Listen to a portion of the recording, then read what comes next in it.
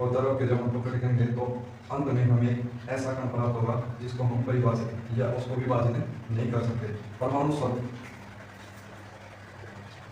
शब्द का अगर हम संधि विच्छेद करते हैं तो इसका अर्थ होता है कि परम प्लस में अणु।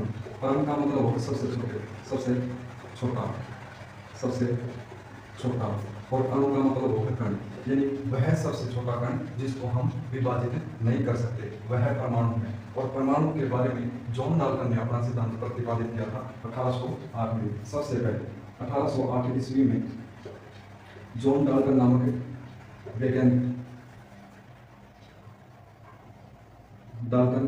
वैज्ञानिक ने अपना जो है परमाणु मॉडल प्रस्तुत किया था। उसने परमाणु के बारे में विभिन्न बातें बताई थी, जिनमें से कि परमाणु वो है पदार्थ के सभी तत्वों का निर्माण कर सकते हैं, जैसे कि O2, ठीक है, इसमें H2O हो गया, CaCO3 हो गया, ठीक है। ये क्या है, हमारे पदार्थ यानी तत्व है।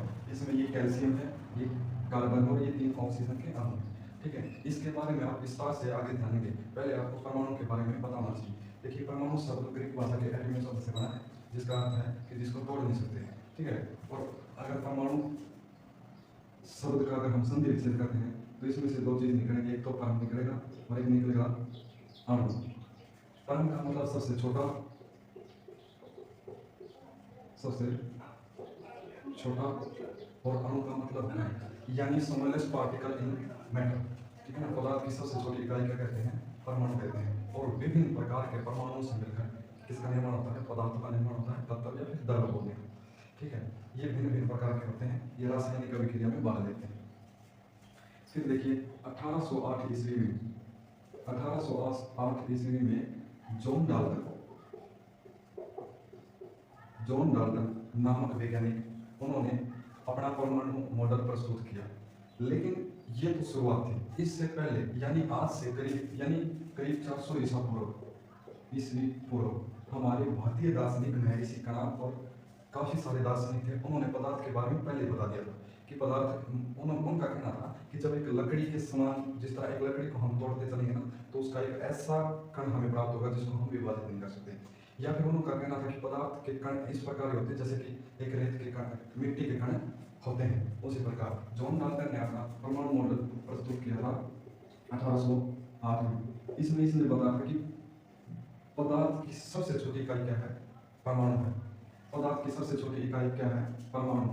और इसका कहना था कि जो है ना, जिस प्रकार के सभी तत्व है, पदार्थ, द्रव्य, ये चीज एक ही है, लेकिन ये किससे मिलकर बने होते हैं, ये बने होते हैं परमाणु से मिलकर बने होते हैं। परमाणु रासायनिक अभिक्रियाओं में भाग लेता है, ठीक है। परमाणु रासायनिक अभिक्रियाओं में भाग लेता है। ये कभी भी स्वतंत्र रूप में नहीं रह सकता, परमाणु कभी भी स्वतंत्र रूप में नहीं रह सकता। अब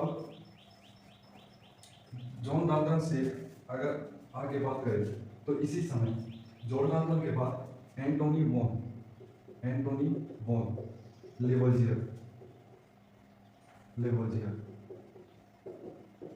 लेवोजियर और प्राउस्ट, जे या फिर आप सीधा प्राउस्ट, इन 2 व्यक्तियों ने प्रमुख अपने सिद्धांत या फिर हम बोले कि नियम दिए थे।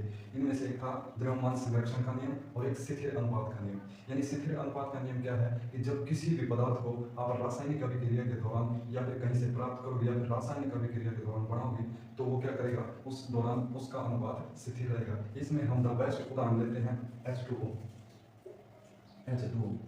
अगर हम देखें तो हाइड्रोजन का द्रव्यमान 1 है, ठीक है। वहीं पर ऑक्सीजन का द्रव्यमान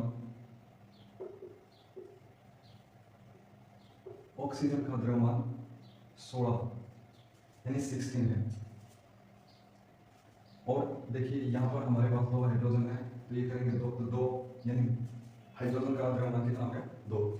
और यहाँ पर 1 ऑक्सीजन है, तो ऑक्सीजन का द्रव्यमान कितना है, 16। अगर हम इसको ऐसे रखें, यानी ऐसे रखें H अनुपात O, और यानी 2 अनुपात 16, तो इसको जब सरल अनुपात में बनाएंगे तो क्या रहेगा, ये 1 अनुपात 8 मिलेगा। यानी आप जल कहीं से लो, अगर आप पानी को बनाओगे तो भी 1:8 ही उसका अनुपात रहेगा, या फिर आप जल को वर्षा का पानी दोगे या बारिश का पानी दोगे तो भी क्या रहेगा, ये 1:8 ही रहेगा। ठीक है, इसमें एंटोनी लोरेंजियर को क्या कहते हैं, आधुनिक रसायन विज्ञान के पिता कहते हैं, यानी फादर ऑफ केमिस्ट्री किसको कहते हैं, लवेजियर को कहते हैं। इनका जो स्थिति अनुपात का नियम था वो भी कारगर था, और प्राउस्ट ने दिया था द्रव्यमान संरक्षण का नियम। इन द्रव्यमान, अब क्या है कि किसी भी पदार्थ को आप कहीं से प्राप्त करोगे, या फिर यानी किसी भी पदार्थ को रासायनिक अभिक्रिया के दौरान अगर बनाया जाएगा या फिर निर्माण किया जाएगा तो उसका द्रव्यमान आप कहीं पर भी लेकर जाओ उसको समान मिलेगा। यानी मैं ऑक्सीजन का द्रव्यमान मेरे पास 16 है तो ऑक्सीजन का द्रव्यमान हमेशा कितना रहेगा, 16 रहेगा। हाइड्रोजन का 1 है तो हाइड्रोजन का 1 रहेगा, हीलियम का 2 है तो हीलियम का 2 ही रहेगा, लिथियम का 3 है तो 3, लिथियम 3 नंबर पे यानी परमाणु क्रमांक 3 है, और लिथियम का द्रव्यमान रहेगा 6। ठीक है, आगे आएगा बेरिलियम आएगा, बोरॉन आएगा, कार्बन है, कार्बन, ऑक्सीजन, नाइट्रोजन आदि प्रकार के क्या है तत्व है। फिर इससे आगे चलें। ठीक है, इतना समझ में आया। अगर हम बात करें परमाणु, परमाणु के पास एक नाभिक होता है, इसमें एक होता है न्यूट्रॉन और एक होता है प्रोटॉन।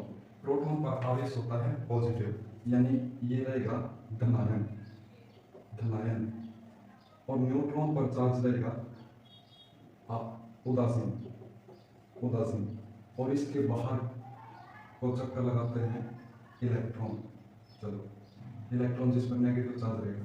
देखिए थोड़ा थोड़ा बताएंगे, लेकिन आगे देखो आप, इसको मैं सिर्फ ये बताना चाहता कि परमाणु, ये तो है परमाणु की नाभिक की त्रिज्या, परमाणु की नाभिक की त्रिज्या, इसको 10 की पावर 9 -9, 10 की पावर -9, 10 की पावर -9 मीटर। ठीक है, यानी नाभिक की जो त्रिज्या है उसको 10 की पावर -9 मीटर में मापते हैं। ठीक है, अगर हम इसकी परमाणु की त्रिज्या, परमाणु की त्रिज्या मापें तो ये होती है 10 की पावर 10 की पावर -10 मीटर होती है। ठीक है, परमाणु का आकार बहुत छोटा होता है। देखिए अगर आप देखो इसकी त्रिज्या देखो, तो ये त्रिज्या इसकी, यानी अगर मैं इसका एक चक्कर लगाऊंगा तो इधर ये त्रिज्या हो जाएगी। ठीक है, और 10 की पावर -10 मीटर क्या होती है, परमाणु की त्रिज्या होती है। ठीक है ना, चलो आगे देखिए।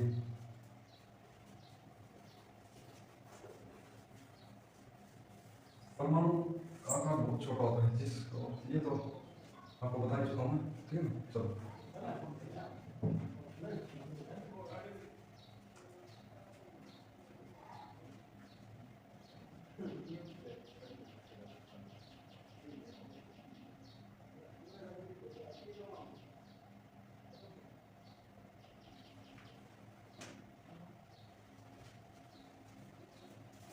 फिर बात आई तत्वों के नामकरण। तो तत्वों का नामकरण ग्रीक भाषा में, या फिर आप देखो किसी भी तत्व का नाम, यानी कि सोना है, चांदी है, तांबा है, लोहा है, उसके कि वैज्ञानिकों ने कहा कि इसके ना क्या है, शुरुआत के 2 अक्षर ले लेते हैं, शुरुआत के 2 अक्षर ले लेते हैं, जैसे कि आयरन।